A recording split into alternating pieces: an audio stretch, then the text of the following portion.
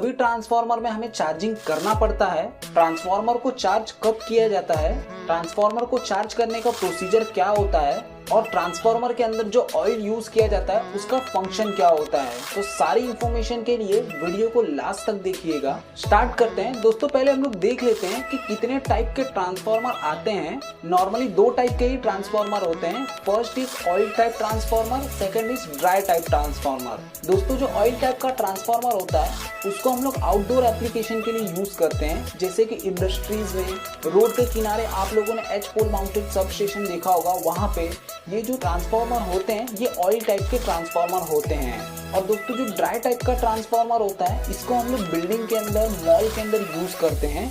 इसके अंदर ऑयल का यूज नहीं किया जाता है, इसके लिए इसको ड्राई टाइप ट्रांसफार्मर बोला जाता है। तो क्या दोस्तों दोनों टाइप के ट्रांसफार्मर में चार्जिंग की जरूरत पड़ती है? यस, दोनों टाइप के ट्रांसफार्मर में चार्जिंग करना पड़ता है। ऑयल वाला जो ट्रांसफार्मर होता है उसमें हमें कुछ ज्यादा देर तक चार्जिंग करना पड़ता है, और जो हमारा ड्राई टाइप का ट्रांसफार्मर होता है उसमें कम चार्जिंग करना पड़ता है। तो पहली बात की दोस्तों, ट्रांसफार्मर चार्जिंग है क्या? दोस्तों जो ट्रांसफार्मर होता है उसको अगर हम लोग ओपन लोड पे, मतलब बिना लोड के 8 से 10 घंटे तक ऑन करके रखें, या तो 1 दिन तक के लिए ऑन करके रखें बिना लोड के, तो उसको हम लोग बोलते हैं ट्रांसफार्मर चार्जिंग। जब ट्रांसफार्मर को चार्ज किया जाता है तब ट्रांसफार्मर को बिना लोड पर चार्ज किया जाता है। इसको हम लोग 8 से 10 घंटे तक के लिए ऑन रखते हैं। कोई कंडीशन में इसको 1 दिन तक भी रखा जाता है। याद रखिएगा दोस्तों, ट्रांसफार्मर जब चार्ज किया जाता है तो वो ऑन लोड पर नहीं होता है, मतलब बिना लोड पे चार्ज किया जाता है। तो दोस्तों ट्रांसफार्मर चार्जिंग किया तब जाता है जब दोस्तों हम लोग न्यू ट्रांसफार्मर इंस्टॉल करते हैं, तब हम लोग ट्रांसफार्मर चार्जिंग करते हैं। और दूसरा जब हम मेंटेनेंस करते हैं ट्रांसफार्मर का, तब हम लोग ट्रांसफार्मर को चार्ज करते हैं।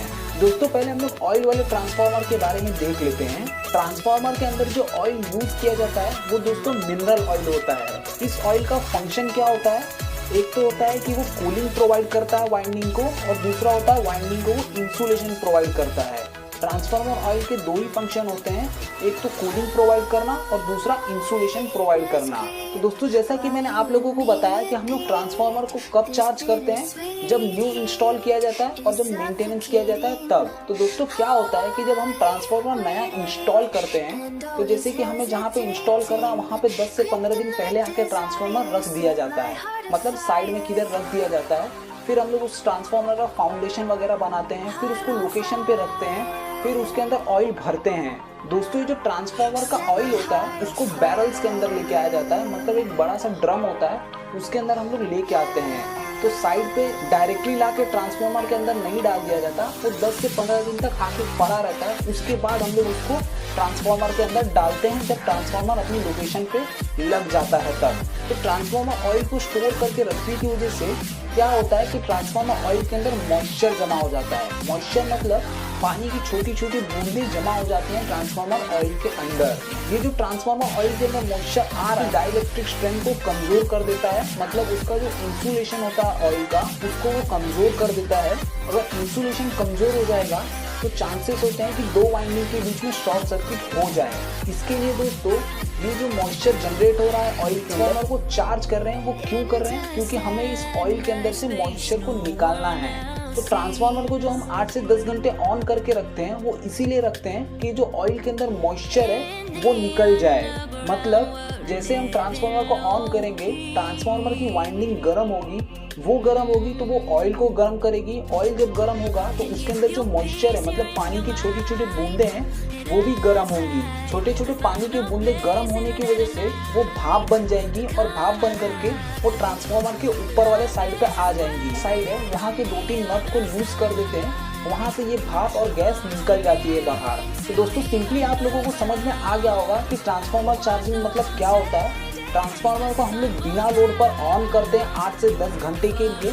इससे फ़ायदा क्या होता है कि हमारे जो ऑयल है उसके अंदर जो मॉइस्चर है, जो छोटी छोटी पानी की बूंदें हैं, वो भाप बन के बाहर निकल जाए, जिससे कि हमारा ऑयल जल्दी खराब ना हो। तो दोस्तों अब हम लोग देख लेते हैं कि इसको किया कैसे जाता है, मतलब इसका प्रोसीजर क्या है।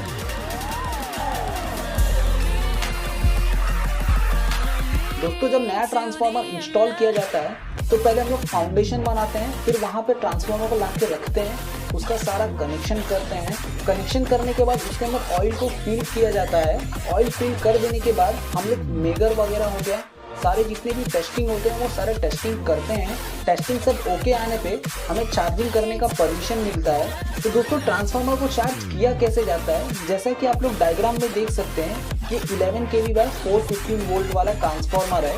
मतलब इसके प्राइमरी में हम लोग 11 kV कनेक्ट करेंगे और सेकेंडरी में हमें 415 वोल्ट मिलेगा। तो ट्रांसफार्मर को चार्ज करेंगे और वहीं पे हमारा जो 11 kV सप्लाई है उसको हम लोग ऑन करेंगे। तो जैसे ही हम लोग सप्लाई को ऑन करेंगे हमारे ट्रांसफार्मर ऑन हो जाएगा। तो जैसा कि मैंने बताया कि लोड हमारा जरा भी नहीं है, मतलब नो लोड पे है हमारा ट्रांसफार्मर, लेकिन ट्रांसफार्मर ऑन है। तो ट्रांसफार्मर ऑन होने की वजह से क्या होगा कि ट्रांस बाहर निकल जाएगा। वहीं पे दोस्तों ट्रांसफार्मर को अगर हम लोग नो लोड पे न चार्ज करके हम लोग ने डायरेक्ट लोड से कनेक्ट कर दिया तो क्या होगा, उनके समझ लीजिए कि हमारा जो ऑयल है उसके अंदर क्या होगा कि मॉइस्चर प्रेजेंट है और हमारी जो ट्रांसफार्मर की वाइंडिंग होती है वो ऑयल के अंदर डूबी होती है। ऑयल के अंदर मॉइस्चर प्रेजेंट होने के कारण हो सकता है कि वो जो वाटर है मतलब मॉइस्चर है वो वाइंडिंग के आसपास में हो। तो जैसे ही हम सप्लाई ऑन करेंगे तो वाइंडिंग के आसपास में होने की वजह से क्या होगा कि दो वाइंडिंग के बीच में हो सकता है शॉर्ट सर्किट हो जाए। और अगर नहीं भी होगा शॉर्ट सर्किट तो क्या होगा कि धीरे धीरे जो इंसुलेशन होता है वाइंडिंग के ऊपर वो खराब होने लगेगी पानी की वजह से, जिसकी वजह से क्या होगा कि हमारे ट्रांसफार्मर की जो लाइफ है वो रिड्यूस हो जाती है। मतलब जो ट्रांसफार्मर 10 साल 15 साल चलने वाला है वो 3-4 साल में ही खराब हो जाएगा। इसके लिए दोस्तों ट्रांसफार्मर को पहले हम 8 से 10 घंटे के लिए चार्ज करते हैं, उसके बाद ही लोड के साथ कनेक्ट करते हैं। इन केस दोस्तों समझ लीजिए कि अपने पास 11 kV सप्लाई अवेलेबल नहीं है और हमें ट्रांसफार्मर को चार्ज करना है, तो हम लोग कैसे चार्ज करते हैं वो भी हम लोग देख लेते हैं। इन केस दोस्तों हमें ट्रांसफार्मर को चार्ज करना है और हमारे पास 11 kV सप्लाई अवेलेबल नहीं है, तो हम लोग क्या करते हैं कि जो 415 वोल्ट होता है उसको हम लोग प्राइमरी में कनेक्ट करते हैं। जहाँ पे 11 kV कनेक्ट होता था वहाँ पे हम लोग 415 वोल्ट को कनेक्ट करेंगे। बट दोस्तों हमारा जो सेकेंडरी होता है उसको हम लोग क्या करते हैं, शॉर्ट कर देते हैं। ये जो सेकेंडरी है इसको हम लोग एक दूसरे से शॉर्ट कर देंगे और प्राइमरी में 415 वोल्ट देते हैं। तो इस तरीके से भी हम लोग ट्रांसफार्मर को चार्ज करते हैं।